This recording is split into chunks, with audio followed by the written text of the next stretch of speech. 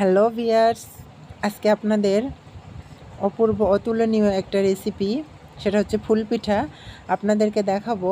আপনারা সচরাচর অনেক পিঠার ডিজাইন দেখেছেন, কিন্তু আজকে এই জিরান্না রেসিপিতে আমরা ফুল পিঠার ডিজাইন আপনাদের দেখাবো। মনোরম, খুব মজাদার একটি রেসিপি, খুব সুস্বাদু, খেতেও যেমন দেখতেও তেমন নজর কাড়া রেসিপিটা আপনাদের সাথে শেয়ার করব। তো চলুন দর্শক, আমরা দেখে নিই এই ফুল পিঠা বানাতে কি কি রেসিপি লাগে এবং কিভাবে বানাতে হয়, আমরা সেটা এখন দেখাবো।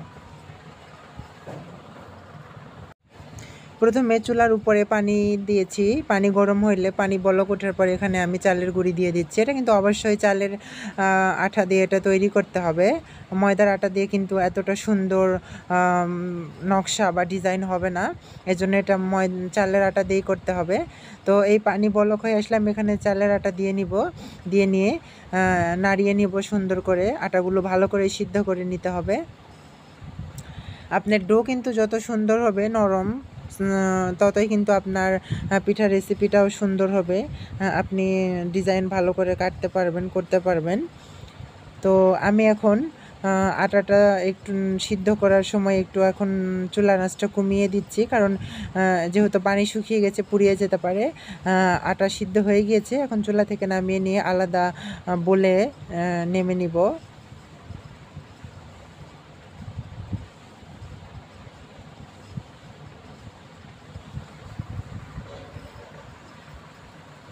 এবার নাড়াচাড়া করে গরম আছে এটাকে ঠান্ডা করে নিতে হবে। অবশ্যই আটা সিদ্ধটা খুব পারফেক্ট হতে হবে, খুব সুন্দর। তারপর হাত দিয়ে ভালো করে মাখিয়ে নিতে হবে, যেন গুটি গুটি না থাকে, দলা পাকিয়ে না যায়। ভালোভাবে হাত দিয়ে ডোটা মেখে নিতে হবে।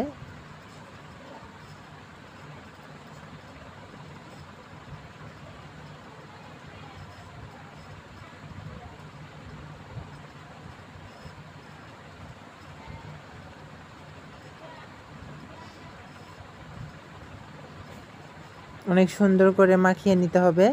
ডো কিন্তু যত সুন্দরভাবে নরমভাবে তৈরি হবে, আপনার ফুল পিঠার ডিজাইনেও কিন্তু তত সুন্দর হবে। ডো মাখানো হয়ে গিয়েছে, এখন এটা 10 মিনিটের জন্য ঢাকনা দিয়ে ঢেকে দিচ্ছি। 10 মিনিট পর ঢাকনা খুলে দর্শক দেখেন, ডোটা কিন্তু একবারে খুব সুন্দর একটা নরম নরম ভাব এবং পিঠা বানানোর উপযুক্ত হয়েছে।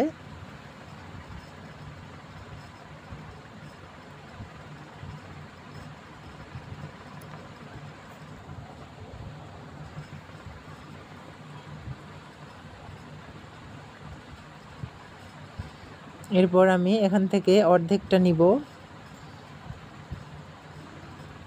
এবার চলে যাচ্ছি পিরু বেলনের কাজে। পিরু বেলন দিয়ে রুটির মতো করে সাইজ করে নিয়ে তবেই আমরা এটা ডিজাইন করব। তো চলুন দর্শক, কিভাবে ডিজাইন করতে হয় আপনারা সেটা অবশ্যই মনোযোগ সহকারে দেখবেন, তাহলেই এই সুন্দর নকশি পিঠা বলেন বা ফুল পিঠা যেটাই বলেন, এই সুন্দর ডিজাইনটা আপনারাও শিখতে পারবেন খুব অনায়াসেই। আমি এভাবে হাত দিয়ে ঘুরিয়ে ঘুরিয়ে একটা সাবানের মতো ডিজাইন করে নিচ্ছি। তারপরে উপরে ছড়িয়ে দিচ্ছি গুঁড়া আটা শুকনা।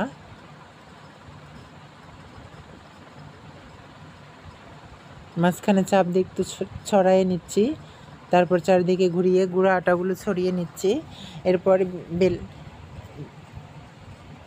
বেলুন দিয়ে এটা সুন্দর করে বেলতে হবে।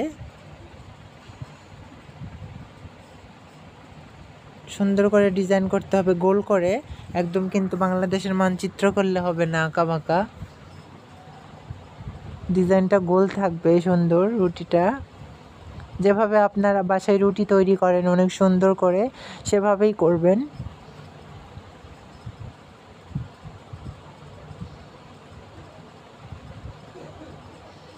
কিন্তু দর্শক, একটা জিনিস খেয়াল রাখতে হবে, সেটা হচ্ছে এটা কিন্তু একবারে রুটির মতো পাতলা করলে চলবে না, মোটা মোটা করতে হবে। এরপর আমি একটা বোতলের মুখি দিয়ে এখানে গোল করে দাগ কেটে নিচ্ছি। তারপর একটা কাঠি দিয়ে এখন আমরা ডিজাইন করতে যাব।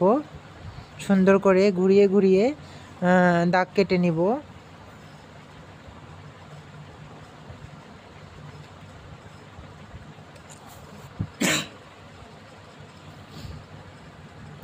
বোতলের মুখি দিয়ে যে দুইটা দাগ কেটে নিয়েছি সেটাতেই কিন্তু ওই কাঠি দিয়ে সুন্দর করে দাগ কেটে নিতে হবে ফুলের মতো ডিজাইন করে। আপনারা অবশ্যই মনোযোগ সহকারে দেখবেন, ধৈর্য হারাবেন না। তারপর এখান থেকে লম্বা করে একটা দাগ কেটে নিব। তারপর আবারও একটু সাপের মতো আঁকা বাঁকা করে দাগ কেটে নেব, অর্থাৎ পাতা ডিজাইন বলা যায় যাকে, পাতার মতো ডিজাইন করে দাগ কেটে নিব দুই পাশ থেকেই। তারপর আবারও সেম একই ডিজাইন নিচের দিকেও যাবে, উপর থেকে নিচে, নিচে থেকে উপরে। দর্শক আপনারা মনোযোগ সহকারে দেখবেন, একবার দেখে না বুঝলে বারবার দেখবেন। দেখে অবশ্যই আপনারা এই ফুল পিঠাটি অবশ্যই আপনারা বাসায় ট্রাই করবেন। আমি আশা করব যে আপনারা অবশ্যই পারবেন এটা, আর আশায় থাকবো যে আপনারা অবশ্যই ভিডিওটি বেশি বেশি করে দেখবেন।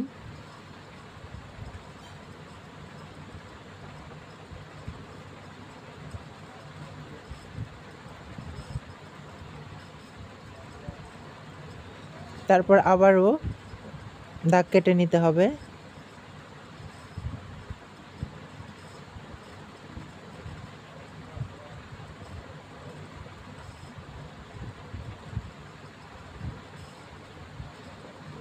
এইভাবে আপনার যে দাগের পাতার মাঝখানের আটাগুলো এভাবে কাঠি দিয়ে তুলিয়ে নিয়ে এটাই ডিজাইন, এভাবেই ডিজাইন করতে হবে।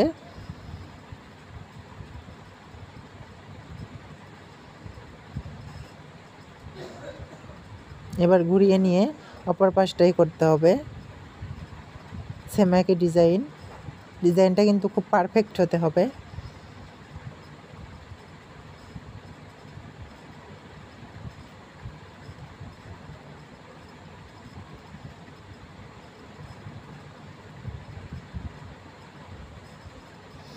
একটা কিন্তু ডান দিকে একটা বাম দিক, দুদিকে ডিজাইন করবেন, তাহলে সুন্দর দেখাবে।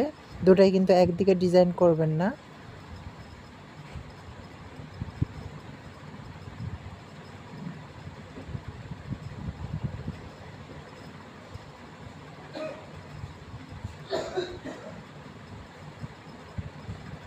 এরপর গোল চক্রের মাঝখানে আবারও চক্রের মতো করে ডিজাইন কেটে নিতে হবে। সেম ওই পাশে ওইভাবেই করতে হবে।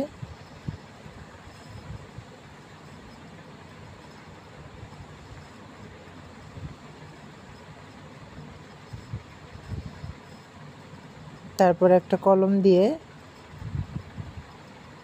আস্তে আস্তে আবারও কলম দিয়েও দাগ কেটে নিতে হবে।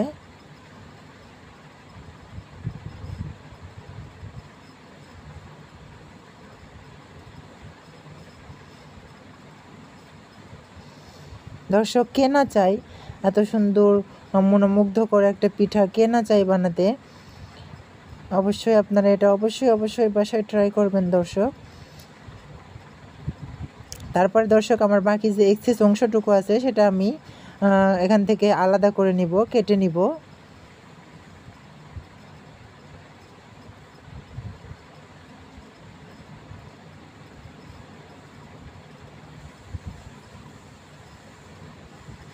আপনারা যদি চান এটা ছুরি দিয়েও কেটে ফেলতে পারেন, সমস্যা নাই।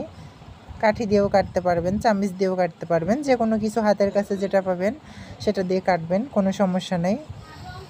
কেটে আমি আলাদা করে নিব।